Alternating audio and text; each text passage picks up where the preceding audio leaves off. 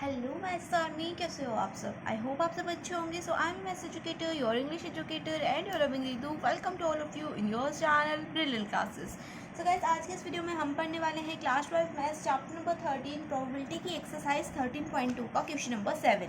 और इससे पहले वाली वीडियोस के अंदर हमने क्वेश्चन नंबर 1 to 6 जो है सॉल्व कर लिया। साथ के साथ हमने 13.2 के अंदर जितना भी इंट्रोडक्शन यूज़ होने वाला था वो भी पढ़ लिया है। अगर आपने वो वीडियो नहीं देखी तो उस वीडियो को आप मेरे चैनल की प्लेलिस्ट में जाकर चेकआउट कर सकते हो। तो अभी के लिए स्टार्ट करते हैं क्वेश्चन नंबर 7 को। So question number 7 हमें given है, given that the events A and B are such that probability of A is equals to 1/2, probability of A union B is equals to 3/5 and probability of B is equals to P. Find P if they are, first हमें part given है mutually exclusive, second part हमें given है independent event. तो हमें क्या बोला गया है, ए एंड बी क्या है, कुछ इवेंट्स है जिसमें प्रोबेबिलिटी ऑफ ए हमें गी है 1/2, probability of A union B हमें गिवन है 3/5 एंड प्रोबेबिलिटी ऑफ बी हमें गिवन है पी। तो हमें क्या करनी है, पी की वैल्यू फाइंड करनी है। तो फर्स्ट पार्ट में हमें गया है कि म्यूचुअली एक्सक्लूसिव है, ये क्या है, म्यूचुअली एक्सक्लूसिव इवेंट है, तो पी की वैल्यू क्या होगी, है ना। तो म्यूचुअली एक्सक्लूसिव के लिए मुझे ये बताओ कि म्यूचुअली एक्सक्लूसिव का मतलब क्या होता है। तो म्यूचुअली एक्सक्लूसिव का मतलब होता है probability of A intersection B is equal to 0, है ना। अब अगर मैं यहाँ पर फॉर्मूला लगाऊँ probability of A union B का, तो probability of A union B का फॉर्मूला तो याद है ना तुम्हें। Probability of A union B का फॉर्मूला होता है प्रोबेबिलिटी ऑफ A प्लस में प्रोबेबिलिटी ऑफ B माइनस में probability of A intersection B। तो हमें प्रोबेबिलिटी ऑफ ए गिवन है, प्रोबेबिलिटी ऑफ बी भी गिवन है, probability of A intersection B क्या हो जाएगा, यहाँ पर 0 हो जाएगा म्यूचुअल एक्सक्लूसिव के लिए। तो probability of A union B भी हमें गिवन है। तो अगर हम प्रोबेबिलिटी ऑफ बी की वैल्यू निकालें तो वो क्या आएगी, तो चलो फटाफट से वैल्यू पुट करते हैं।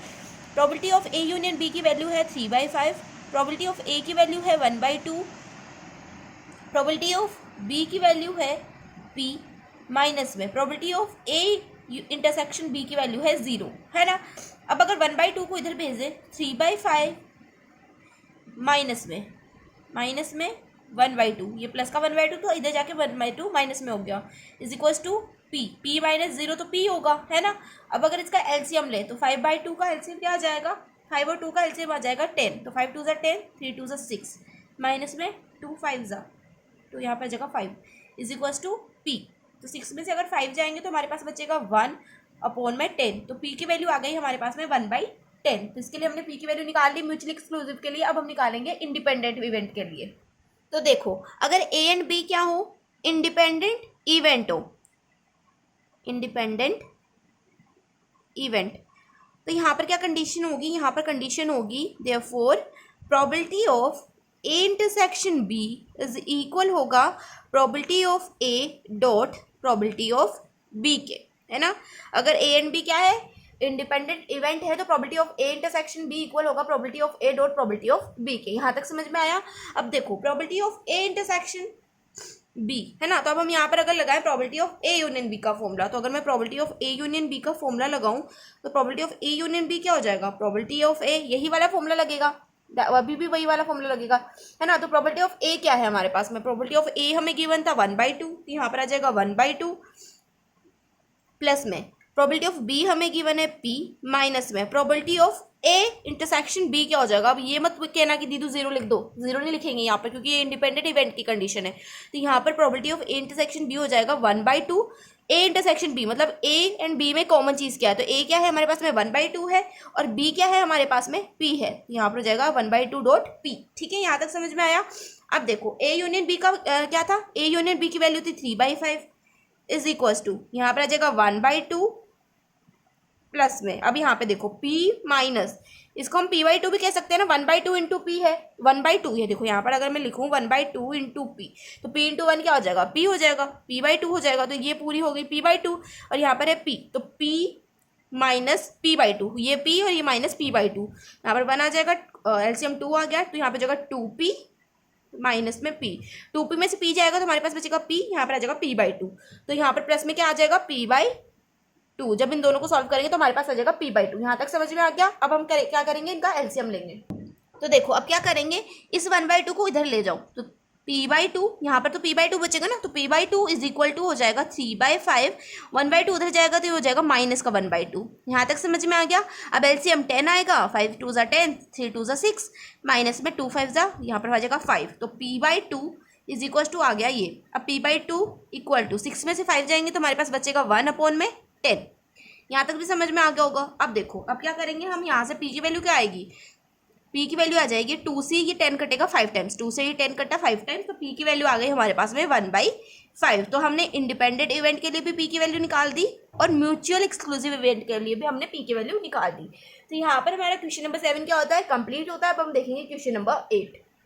तो देखो अब क्वेश्चन नंबर 8 हमें गिवन है, let a and b be independent event with probability of a is equals to 0.3, probability of b is equals to 0.4, है ना।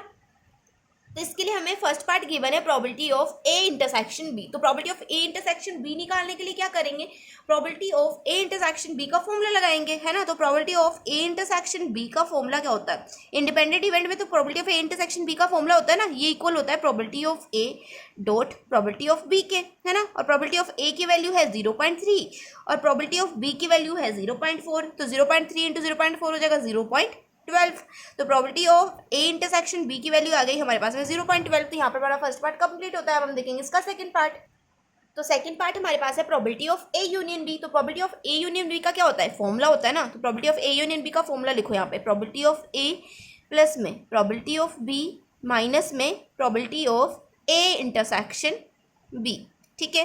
तो प्रोबेबिलिटी ऑफ ए की वैल्यू है हमारे पास में 0.3, प्रोबेबिलिटी ऑफ बी की वैल्यू है 0.4 और probability of A intersection B की वैल्यू क्या है 0.12। यहाँ पे आ जाएगा माइनस में 0.12। तो 0.3 प्लस में 0.4 कितना हो जाएगा, 4 3 7, 0.7 हो जाएगा। 0.7 अगर तुम माइनस करोगे 0.12 को तो यहाँ पर आ जाएगा 0.5, है ना। तो probability of A union B आ जाएगा हमारे पास में 0.5, 0.12 में से 0.7 माइनस करोगे तो 0.5 आ जाएगा, ठीक है। तो यहाँ पर हमारा सेकंड पार्ट भी कंप्लीट होता है। अब हम देखेंगे इसका थर्ड पार्ट। सब इसका थर्ड पार्ट हमें गिवन है probability of A by B. अब तुम बोलोगे दीदू हम तो इंटरसेक्शन यूनियन कर रहे थे, ये एकदम से ए बाई बी कैसे आ गया। तो ये 13.1 का क्वेश्चन है, अगर तुमने पढ़ी नहीं है 13.1 तो उसको तुम मेरी प्लेलिस्ट में जाके चेक कर लेना, ठीक है। तो ए बाई बी का फॉर्मूला क्या होता है, probability of A by B का फॉर्मूला होता है probability of A intersection B upon में प्रोबेबिलिटी ऑफ बी, है ना। तो probability of A intersection B तो हमें पता ही है, probability of A intersection B क्या आया था 0.12 आया था, फर्स्ट पार्ट में सॉल्व किया था ना अपन ने। अब प्रोबेबिलिटी ऑफ बी क्या आया हमारे पास में 0.4, तो 4 से 12 कटेगा 3 टाइम्स, तो यहाँ पर आ जाएगा 0.3। तो probability of A by B आ गया हमारे पास में 0.3। अब हम देखेंगे इसका फोर्थ पार्ट। तो अब हमें गिवन है probability of B by A. Fourth part के अंदर हमें probability of B by A निकालना है। तुम बोलोगे दीदी probability of A by B निकाला था 0.3 आया था, तो probability of B by A भी क्या आ जाएगा 0.3 आ जाएगा, लेकिन ऐसा नहीं होता है, ठीक है। ये दोनों इक्वल नहीं होते। तो यहाँ पर probability of B by A का फॉर्मूला हो जाएगा probability of B intersection A upon में प्रोबेबिलिटी ऑफ ए। अब तुम बोलोगे दीदी ए इंटरसेक्शन बी तो हमने फर्स्ट पार्ट में निकाल दिया, अब बी इंटरसेक्शन ए कैसे निकालें। तो जो ए इंटरसेक्शन बी होता है और जो बी इंटरसेक्शन ए होता है ये दोनों क्या होते हैं, इक्वल होते हैं। मतलब बी इंटरसेक्शन ए की वैल्यू भी क्या आ जाएगी 0.12 आ जाएगी। प्रोबेबिलिटी ऑफ ए की वैल्यू थी 0.3, 3 से 12 कटेगा 4 टाइम्स, यहाँ पर वैल्यू आ जाएगी 0.4। तो प्रोबेबिलिटी ऑफ बी बाई ए क्या आ गया हमारे पास में 0.4 आ गया। यहाँ पर हमारा क्वेश्चन नंबर 8 जो है टोटली कंप्लीट होता है। अब हम देखेंगे क्वेश्चन नंबर 8 के संपन्न होने के बाद में हम आते हैं क्वेश्चन नंबर 9 पर। तो क्वेश्चन नंबर 9 हमें गिवन है, if A and B are two events such that probability of A is equals to 1/4, probability of B is equals to 1/2 and probability of A intersection B is equals to 1/8, find probability of not A and not B.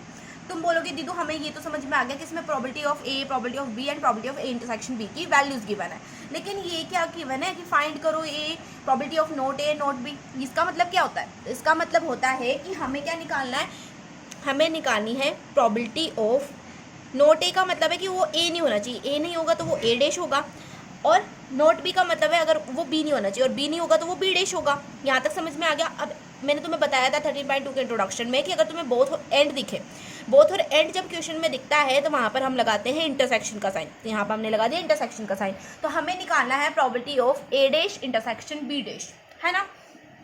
तो यहाँ पर अगर मैं D Morgan's rule लगाऊं तो probability of A dash intersection B dash को हम लिख सकते हैं probability of A union B का होल डैश।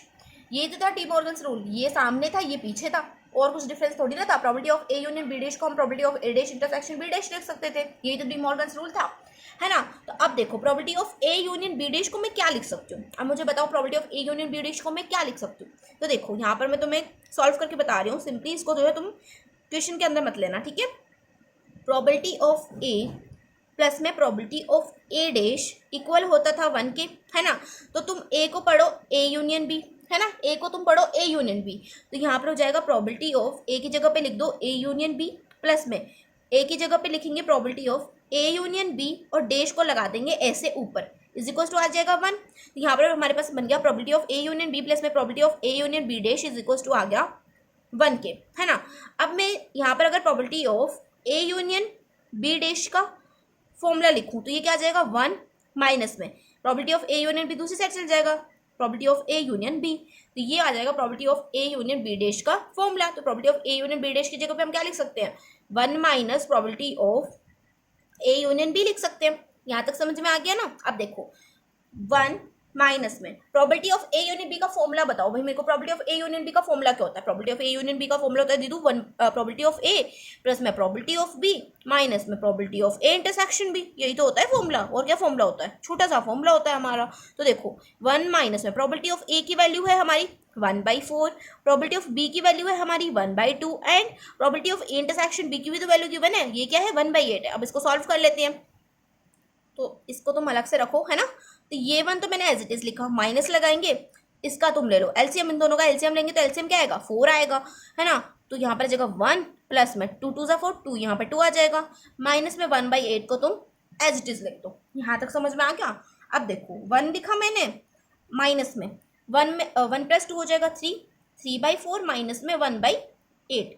अब अगर इन दोनों का एलसीएम ले तो हमारे पास एलसीएम आ जाएगा 8, 4 2 8, 3 2 6, माइनस में यहाँ पे जगह 5, 1 माइनस 6/6 माइनस 5, है ना। यहाँ तक समझ में आ गया सबको।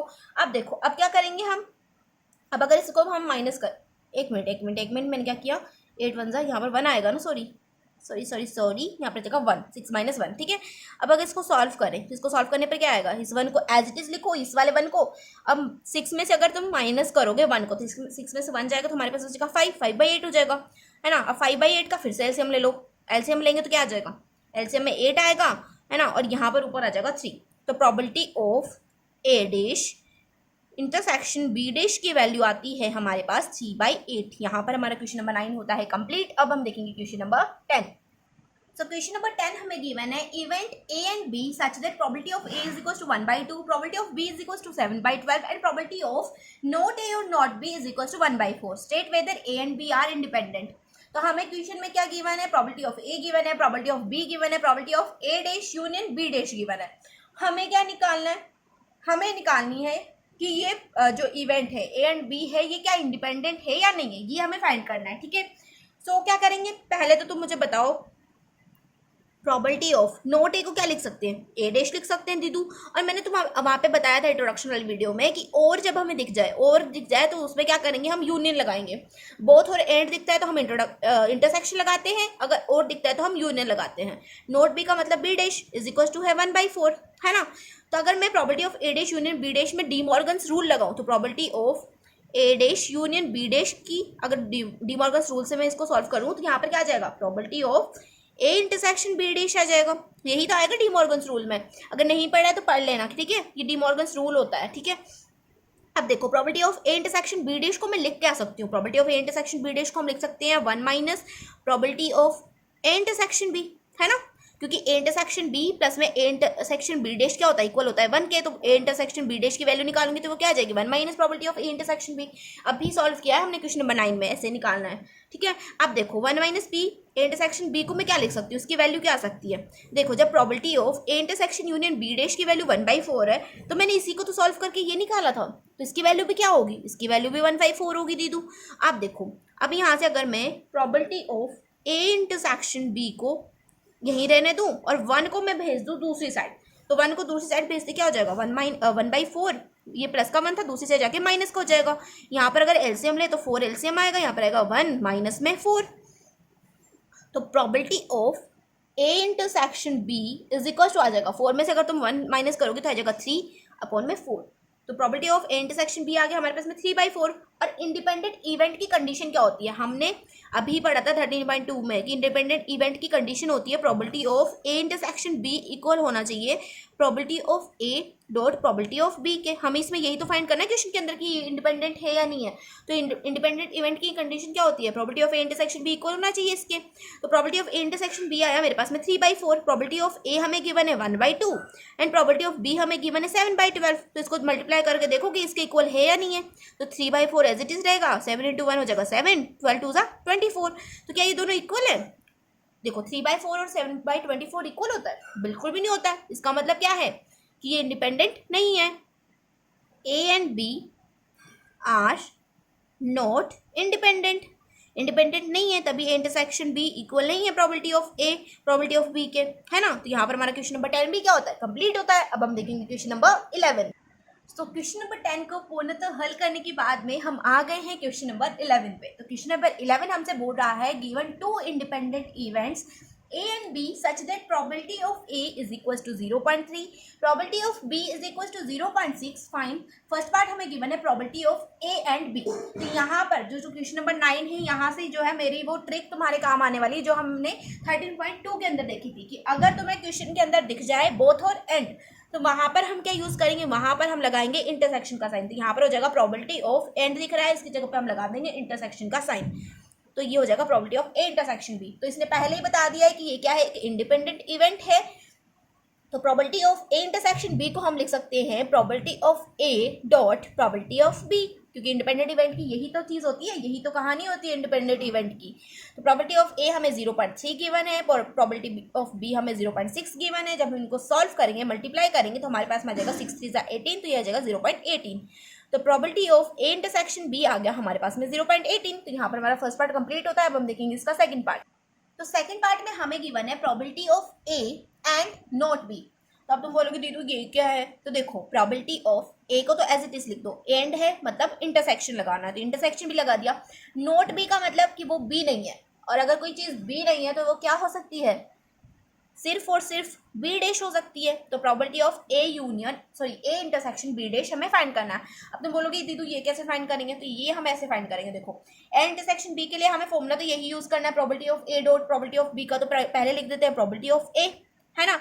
अब dot probability of B dash की जगह पे क्या लिखेंगे, प्रोबेबिलिटी ऑफ बी डैश क्या होगा दीदू, प्रोबेबिलिटी ऑफ बी डैश क्या होगा, प्रोबेबिलिटी ऑफ बी डैश होगा 1 माइनस प्रोबेबिलिटी ऑफ बी। ये पढ़ा था ना हमने formula, probability of B plus में probability of B dash equal होता है 1 के। तो बी डैश की वैल्यू निकालनी है, तो बी डैश की वैल्यू क्या आ जाएगी 1 माइनस प्रोबेबिलिटी ऑफ बी को साइड भेजेंगे तो बन जाएगा माइनस का प्रोबेबिलिटी ऑफ बी।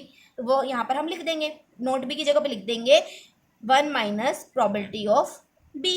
आ गई यहाँ तक बात समझ में। तो प्रोबेबिलिटी ऑफ ए क्या है हमारे पास में 0.3 है, 0.3 मल्टीप्लाई में 1 माइनस प्रोबेबिलिटी ऑफ बी हमें क्या गिवन थी 0.6 गिवन थी, 1 माइनस 0.6 हो गया। अब अगर तुम 0.3 को एज इट इज लिख दो और 1 में से 0.6 माइनस करो, तो 1 में से अगर तुम 0.6 को माइनस करोगे तो हमारे पास में आ जाएगा 0.4, माइनस करके देख लेना, ठीक है।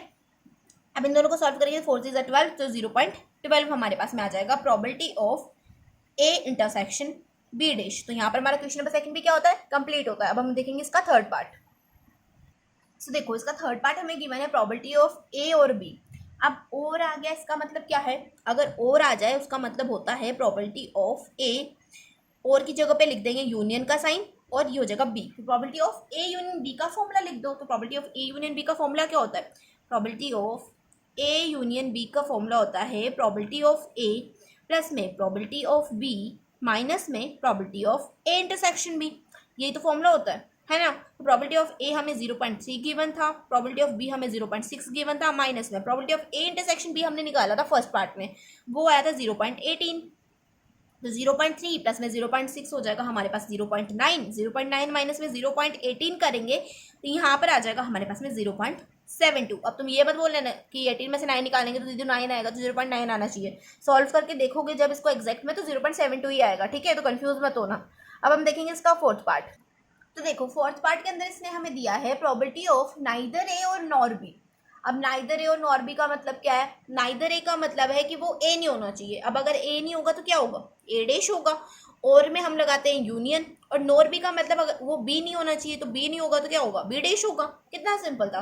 अब अगर हम निकालें property of A dash union B dash, तो हमने थर्ड वाले पार्ट में क्या निकाला था, थर्ड वाले पार्ट में हमने निकाला था ना property of A union B, है ना। तो property of A dash union B dash, अगर इसमें डी मॉर्गन्स रूल लगाए तो property of A dash union B dash को हम क्या लिख सकते हैं, डी मॉर्गन्स रूल ना भी लगाओ तो देखो property of A union B हमें गिवन था, तो हमें निकालनी है property of A dash union B dash, तो ये इसको हम ऐसे भी लिख सकते हैं ना, property of A union B का होल डैश, है ना, ऐसे भी लिख सकते हैं।